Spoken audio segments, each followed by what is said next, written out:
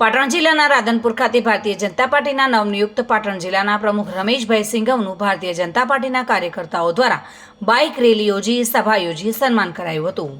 પાટણ જિલ્લાના રાધનપુર ખાતે ગાયત્રી મંદિરથી જલારામ પાર્ટી પ્લોટ સુધી ભારતીય જનતા પાર્ટી દ્વારા બાઇક રેલી યોજી પાટણ જિલ્લાના ભારતીય જનતા પાર્ટીના પ્રમુખ રમેશભાઈ સિંઘવનું ભારતીય જનતા પાર્ટી દ્વારા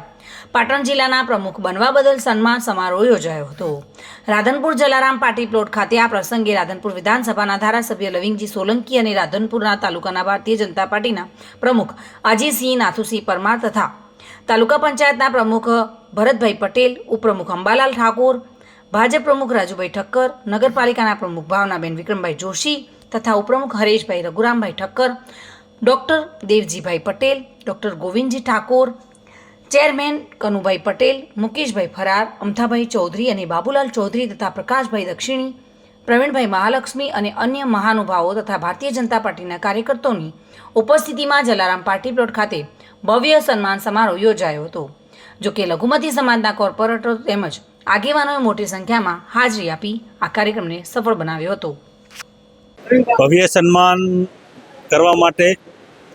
રાધનપુર શહેર, રાધનપુર તાલુકાના સૌ કાર્યકર્તા, સૌ આગેવાનોનો ભારતીય જનતા પાર્ટીનો પ્રેમ અને એક એમની નિષ્ઠા કે ભારતીય જનતા પાર્ટી જેને પણ જવાબદારી સોંપે એને સૌ દિલથી વધાવી લે અને